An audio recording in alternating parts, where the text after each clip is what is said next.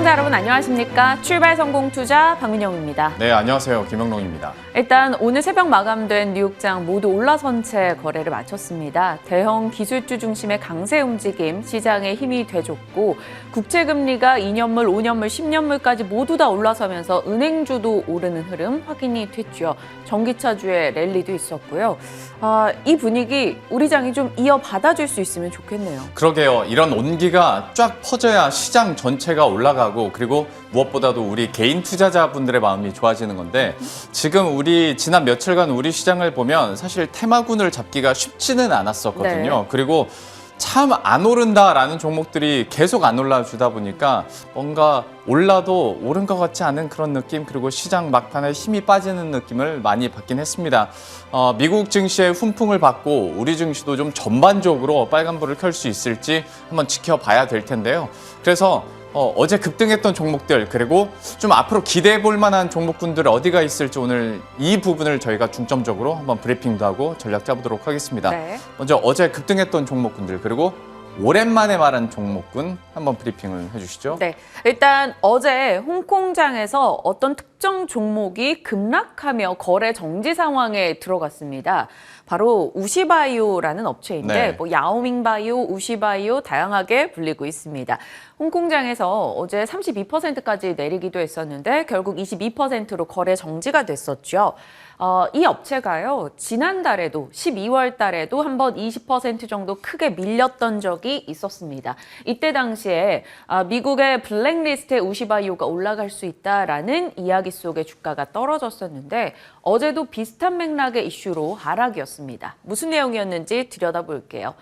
일단 최근 들어서 중국이 계속 중국몽을 강하게 밀어붙이고 있습니다. 시진핑 주석의 3연임을 앞둔 움직임이죠. 그러다 보니까 반중 감정이 굉장히 이곳저곳에서 생겨나고 있고요. 미국에서는 보란 듯이 올림픽 기간에 중국 기업 33곳 미검증 리스트에 올렸습니다. 미검증 리스트에 들어간다라는 것은 수출입을 할 때 합법을 입증을 하고 허가를 받아야 되는 업체라는 거고요. 블랙리스트 전 단계라고 합니다. 우시바이오가 이렇게 이 미검증 리스트에 추가되면서 어제 주가 급락이 나왔었던 거고요. 그럼 우리는 여기서 궁금하죠. 우시바이오가 뭐 하는 업체인데 중국에서 매출 비중 79%를 내고 있습니다. 점유율 기준 79%를 내고 있는 CDMO 업체입니다. 미국으로의 수출 비중도 상당수 많이 갖고 있는 업체인데요. 넘겨볼게요. 우시바이오 이 얘기를 딱 듣고 있으면 떠오르는 업체가 바로 삼성바이오로직스가 되겠죠. 마치 삼성전자와 TSMC의 차이처럼 삼성바이오는 소품종 대량 생산이고요. 우시바이오는 다품종 소량 생산을 하고 있고 생산량으로 치면 삼성바이오로직스가 훨씬 압도적입니다. 하지만 매출과 이익 측면에서는 비슷한 상황이고요. 그러한 우시바이오에 대한 제재 이슈가 등장을 했다라는 거죠. 미국 측에서 화웨이 제재할 때 다들 아시지 않습니까? 정말 괴멸적 제재를 보였었는데 우시바이오도 제재 들어간다? 그럼 삼성바이오로직스 이익 보는 거 아니야? 반사기대 있어! 라는 시각이 몰렸던 어제였죠. 그래서 삼성바이오로직스가 주가 시총 상단의 종목 중에 가장 강하게 흐름을 보였던 어제였습니다. 4.8% 상승을 나타냈죠. 근데 그럼 우리 앞서 우시바이오가 지난달 12월에 급락했던 거 기억해 본다면 그때 당시에 삼성바이오는 어땠을까? 그때도 역시나 조금 오르긴 했었습니다. 첫날에 한 1.5%, 그 다음날 5% 정도 올랐으나 그 뒤로 다시 또 밀려나는 흐름이 있었거든요. 그러니까 이번에도 분명 좋은 이슈예요. 또 우리 삼성바이오로직스에게는 이 이슈로 인해서 반사 이익을 볼 수도 있겠지만 단기 반등 요소로 조금 두고 보자라는 시각이 많이 나오고 있고요. 그럼 정말 중요한 본질이 무엇인가를 그렇죠. 체크해 봐야겠죠. 네. 네, 삼성바이오로직스 지금 중요한 건 얼마 전에 확정 이슈 다 나왔죠. 바이오젠의 이 바이오에피스 지분 50%, 그러니까 전량을 삼성바이오로직스가 양수했습니다. 이렇게 되면 뭐 둘이 합쳐서 세웠던 회사의 지분을 다 갖고 와서 이제 100% 내가 소유한 거다? 그럼 의사결정이 자유로워질 수밖에 없겠죠. 그래서 CDMO, 바이오시밀러, 신약개발 이 3대 사업에 속도가 붙을 것으로 시장에선 예상을 하고 있습니다. 그런데 사실 우리 뭐 CDMO나 바이오시밀러, 뭐 삼성 바이오로직스 공장 많이 잘 돌아가고 있는 거 모르는 사람 아무도 없지 않습니까? 가동률 99.99%. 네, 예. 다 잘 되고 있다라고 알고 있지만 그럼에도 불구하고 주가가 그동안에 못 갔었어요. 네. 그 이상의 무언가를 보여줘야 된다라는 거죠. 그래서 시장은 지금 신약 개발에서 분명 뭔가 보여줘야지만 주가가 갈 수 있다라고 얘기를 합니다. 일단 JP모건 헬스케어 컨퍼런스에서는 최근에 우리 제품 포트폴리오 다각화하고 있어라고 말을 하고 있어요. 그동안 항체 의약품 중심이었는데 이젠 유전자는 세포치료제로 늘리고 있다라는 겁니다.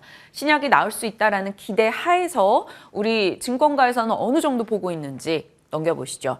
많이들 높은 가격 라인 얘기들 합니다. 신한에서는 120만 원, 한화에서는 124만 원, 가장 최신 리포트인 대신에서는 110만 원 정도 언급을 하고 있는데 어느 정도 갈 수 있을지 뭐 사실 길게 봤을 때 갈 수 있다라고 보는데 도대체 얼마나 걸릴지 들어가는 타이밍에 대한 고민은 필요한 종목인 것 같아요. 참 그러니까 100% CDMO 업체일 때는 이쪽으로 물량 계약만 잘 따내면 삼성바이오로직스 이제 좋은 건데 이제 에피스를 갖고 오면서 오히려 사업은 더 확장된 것 같은데 이제 나오는 얘기가 신약에서 확인해야 된다라는 네. 얘기가 그래서 나오는 것 같고 다만 또 우리 개인 투자자 입장에서는 지금 자리가 지금이면 글쎄 바닥까진 모르겠어도 그래도 한 정강이 정도는 되지 않을까?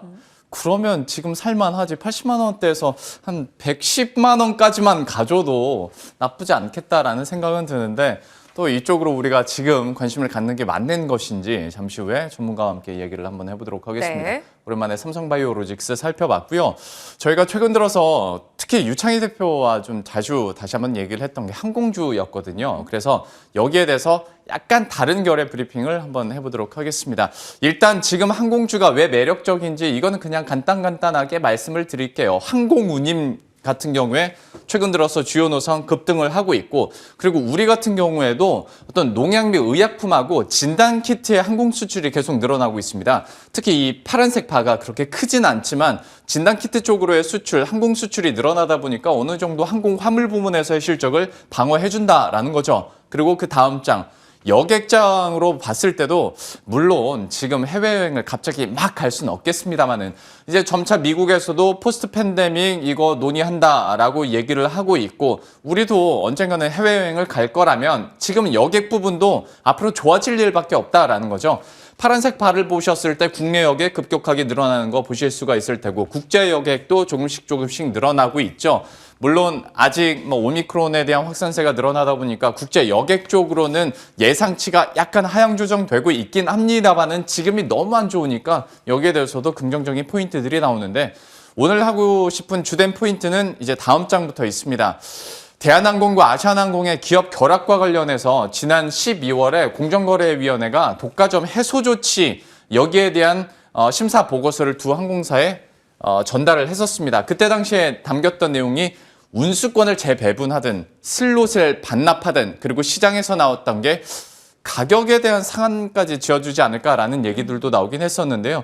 어쨌거나 이 심사 보고서에 대해서 지난 1월 말에 대한항공과 아시아나항공이 의견서를 공정위에 제출을 했고요. 그리고 바로 오늘 기업결합 승인 여부를 결정하는 전체 회의가 오늘 이제 마무리가 되는데요. 여기서 이제 우리가 조금 더 집중적으로 봐야 될 게 바로 운수권 재배분입니다. 그러니까 만약에 공정위에서 아예 기업결합을 승인을 안 해줄 거였으면 여기서부터 막혔을 거란 말이죠. 그런데 조건부 승인을 일단 해주기로 했으니까 오늘에서도 좀 긍정적인 기대감들이 나올 수 있을 텐데 만약에 그렇게 된다면 운수권 재배분 쪽으로 좀 결정이 날 가능성이 크다라는 거죠. 그러면 어디가 가장 수혜를 많이 보게 될 것인가 이 고민을 하게 되는 건데 다음 장으로 넘어가 보도록 하겠습니다. 일단 대한항공과 아시아나항공의 파이가 커지면서 국제 여객 경쟁력이 높아지는 건 너무 당연한 소리고 그러면 재배분됐을 때 LCC들도 단거리 노선에서는 충분히 기대감을 가져갈 수 있지 않을까? 조건부 승인을 했을 지난 12월 당시에도 그러니까 대한항공과 아시아나항공, FSC의 주가 흐름은 약간 탄력이 떨어지는 모습이었는데 오히려 저비용 항공사 LCC들의 주가는 약간은 레벨업이 되는 느낌이었거든요. 그러면 오늘 전원회의에서도 이러한 결정들이 그대로 나왔을 때 어떤 단거리 여객에 대한 슬롯을 더 가져갈 수 있지 않을까라는 긍정적인 기대감들이 그래서 나오고 있는 겁니다. 다음 장 확인해 보도록 하죠. 그러면 LCC 중에서 탑픽이 어디가 나오는 것이냐? 메리츠증권에서는 단연 제주항공을 꼽고 있습니다. 오히려 대한항공이 차선호주다라고 얘기를 할 정도인데요. 일단 제주항공 같은 경우에는 지난해 자본 확충을 이미 해놨기 때문에 올해 자본 잠식이 일어날 우려는 좀 덜어진다라는 얘기들이 나옵니다. 만약에 지금 상황이 계속 이어진다면 올해 연말에 또 뭐 증자 가능성 얘기는 나오긴 합니다만 일단 지금으로서는 자본 잠식에 대한 우려를 한층 해소했다라는 얘기가 나오고 그리고 LCC 가운데서도 기재수가 가장 많기 때문에 얘네들도 레버리지 효과를 받아갈 수 있다라는 거죠. 한번 회복되기만 한다면 회복 탄력성도 그만큼 클 수 있다. 여기에다가 운수권 재배분된다면 아시아 지역에서의 노선이 더 확충될 수 있기 때문에 여기에 따른 주가 탄력성도 기대해 볼 수 있다라는 시나리오인데 여러모로 좀 마음이 놓이지는 않는 LCC 쪽이잖아요. 많이 힘들 수도 있고 언제 또 막 감자, 증자 소식 나올 수도 맞아요. 있는 부분이기 때문에 지금으로서 제주항공 달려가는 게 맞는지 그런데 또 보면 지난 월요일에 제주항공이 나왔어요. 유창희 대표가 대한항공 이전에 밀다가 이제 항공주 가운데서 제주항공을 탑픽으로 꼽았거든요. 오늘 나올 전문가는 제주항공에 대해서 어떻게 볼지 그리고 LCC 업체 전반에 대해서 어떻게 볼지 한번 물어봐야 될 것 같아요. 저희 개장 전 성공 전략 시간에 항공주 리오프닝 관련해서도 여러 번 다뤘었는데 네. 많은 분들이 결국 기승전 대한항공이었어요. 맞아요. 결국에 지금 상황에서 마음 놓고 투자할 수 있는 건 화물 쪽 받쳐주는 대한항공밖에 없다라는 시기였는데 이 메리츠증권의 의견 영향도 있었겠지만 제주항공의 최근 탄력도가 상당히 좋기 때문에 다시 봐야 되는 시점인지 잠시 후 점검하겠습니다. 두 번째 이슈까지 열어봤고요. 세 번째는 또 어떤 내용입니까? 저희가 이전에도 LG 디스플레이 그리고 디스플레이 업종 관련해서 브리핑을 참 많이 해드렸었는데 이게 주가가 너무 많이 떨어져요. 그래서 한번 점검 차원에서 LCD 패널 자체가 가격이 계속 떨어지고 있습니다. 이 파란색 선이 55인치, 여기는 32인치 파란색 선 패널 가격인데요. 고점 대비했을 때 지금 반토막 난 상황이거든요. 하다 보니까 아무래도 LG 디스플레이의 주가도 털썩 주저앉고 있습니다. 다음 장 보시면 이렇게 연동화되는 상황에서 LG 디스플레이는 안 좋을 수밖에 없는데 근데 이거를 좀 좋게 한번 해석을 하자면 또 좋게 볼 수 있는 게 지금으로서 LCD의 비중이 높기 때문에 패널 가격 떨어지면 실적에도 악영향을 줄 수밖에 없는데 근데 지금 전반적으로 삼성 디스플레이는 아직 아예 생산 안 하기로 했고 LG 디스플레이는 지금 그래도 LCD 부분에서 흑자가 나고 있기 때문에 계속 생산은 하긴 하는데 생산량을 한 30% 정도 감축했거든요. 그리고 비중은 계속 OLED 쪽으로 높아지고 있는 상황이고 앞으로 먹거리는 더 많아질 수 있기 때문에 마침 LG 디스플레이도 OLED 쪽으로 생산량 계속 늘려가고 있으니 향후 미래 성장성을 봤을 때는 충분히 이것도 좀 좋게 볼 수 있지 않을까라는 긍정적인 기대감들이 나옵니다.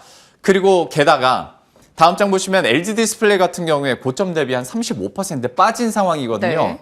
지금 상황이 안 좋은 거는 맞긴 합니다. 계절적인 비수기도 맞았고 경쟁사들의 공급망 이슈도 있고 패널 가격 하락했으니까 주가 떨어지는 건 알겠는데 너무 많이 떨어졌다라는 거죠. 그래서 뭔가 장기적으로 봤을 때는 LG 디스플레이 지금이 좀 살 때가 되지 않았나라는 느낌을 갖게 됩니다. 그런데 살까 말까 증권가에서는 어떤 얘기를 하지라고 보고 있으면 여기도 좀 녹록진 않아요. 전반적으로 특히 주가가 고점 대비했을 때 뚝뚝 떨어질 때부터 증권가에서도 목표 주가 하향 조정 리포트가 계속 나오는 모습이었는데 특히 IBK 투자증권이 3만 원에서 2만 5천 원으로 확 떨어뜨리는 모습이었어요. 전반적으로 한 단계씩 내렸는데 아무래도 올해 전반적인 예상 영업이익이 하향 조정되고 있는 상황에서 증권가에서도 눈높이를 낮추고 있기 때문에 디스플레이 업종 좋대. 애플카 또 이슈 나오면 LG 디스플레이까지 함께 올라갈 수 있지 않겠어? 자동차 내부 OLED로 다 바른데 라는 얘기가 다시 나오지 않는 이상 주가가 다시 한번 탄력받고 올라갈 수 있을까에 대해서는 좀 반신반의하는 분위기예요. 저는 그 OLED로 자동차고 집안 내부 사면을 다 바른데라고 해도 네. 지금은 어려울 수 있겠다라고 생각하고 있는 게 결국엔 생산이 잘 안 되니까 네. 여기저기 공급이 다 막혀버리고 있는 상황에서 IT 제조업군 분명 그 타격을 크게 받고 있습니다. 그럼에도 불구하고 지금이 좀 싸게 살 수 있는 기회가 맞는 것인가? 그에 대해서 좀 전략 짜보겠습니다. 오늘 개인 투자자분들을 궁금해하실 만한 종목군 얘기 다뤄봤고요. 이에 대해서 구체적인 이야기 지금부터 챙겨볼게요. 함께 가시죠.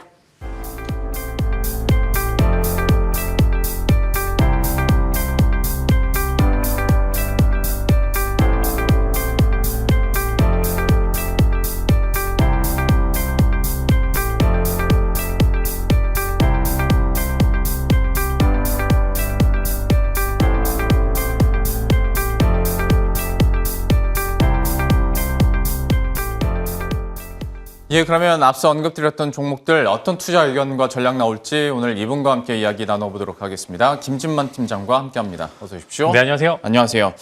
단도직입적으로 삼성 바이오로직스 지금 관심 갖는 게 맞는 것인가? 뭐 긍정적인 뉴스들이나 반사이 기대감들은 나오거든요. 주가도 많이 빠졌고 바이오로직스는 좀 어떻게 보십니까?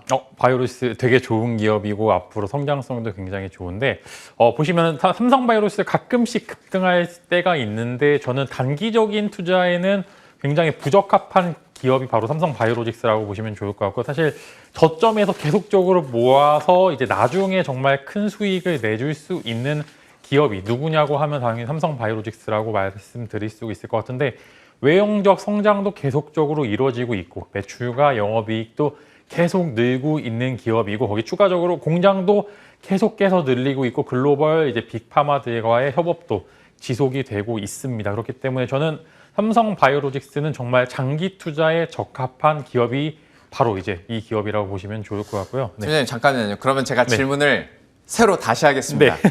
삼성 바이오로직스 좋은 기업인 거는 모두가 이제 다 알고 계실 네. 텐데 좋은 기업과 내가 지금 매수 버튼을 눌러도 되는 기업하고는 또 다른 거잖아요. 네. 그 측면에서는 어떻게 보시는 거예요? 현재 주가는 충분히 매수 버튼을 눌러도 되는 구간이 맞고요. 일단 저라면은 분할 매수 두 번 정도 나와서 들어갔거든요. 지금 주가도 굉장히 매력적인 구간인데 유상증자 있잖아요. 유상증자 하면은 유상증자 이제 물량들이 나올 수 있는 그 상황 때 이제 두 번째 매수를 할 수 있는. 왜냐하면 아무리 좋은 기업이라도 다량의 물량이 나온다는 거는 이제 좀 부담이 될 수도 있습니다. 그렇기 때문에 저는 이제 요 라인 80만 원 정도 구간대 한 번.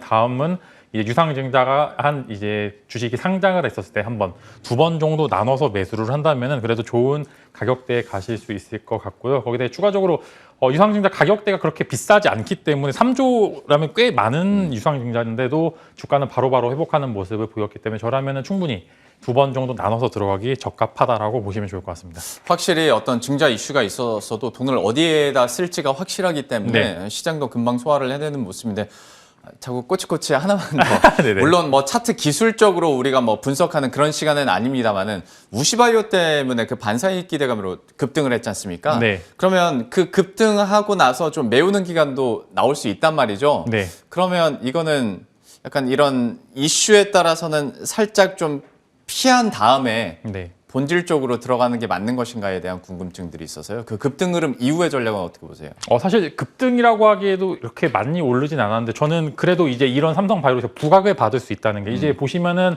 미중 무역 분쟁이 바로바로 해결될 이제 사유는 그렇게 크게 없기 때문에 저는 계속 우시바이오 관련된 이슈는 오히려 부각을 시장에서 삼성 바이오로직스라는 게 있다라고 더 부각을 받을 수 있는 좋은 재료라고 보시면 좋을 것 같고요. 이제 이 급등 흐름이 사실 만약 4분기 실적이 안 좋았으면은 이제 여기서 조금 더 한 번 정도 이제 다시 한번 바닥을 찍고 내려올 가능성도 좋다고 하지만 계속 늘어납니다. 계속 늘어나고 보시면 이제 바이오젠에서 이제 삼성 바이오에피스의 지분을 산 이유가 이제 신약에 대해서 권리를 나누기 싫다는 겁니다. 네. 근본적으로 자신이 있다는 겁니다. 워낙 돈이 많은 기업이고 돈도 투자 잘하는 기업이기 때문에 이 신약 개발에 있어서 판권을 나누기 싫어서 매출을 온전히 다 가져오고 싶기 때문에 에피스 지분을 다 산 그런 자신감도 가지고 있기 때문에 저라면은 추가적으로 굉장히 고를 한 번 정도 있으지만 저는 갭 한 번 정도 메울 수 조그만 갭 하나 정도 메울 수 있겠지만 그렇게 크게 빠지지는 않을 것 같다라는 말씀과 함께 이번에 또 주주 환원책도 같이 하잖아요. 이게 굉장히 중요한 게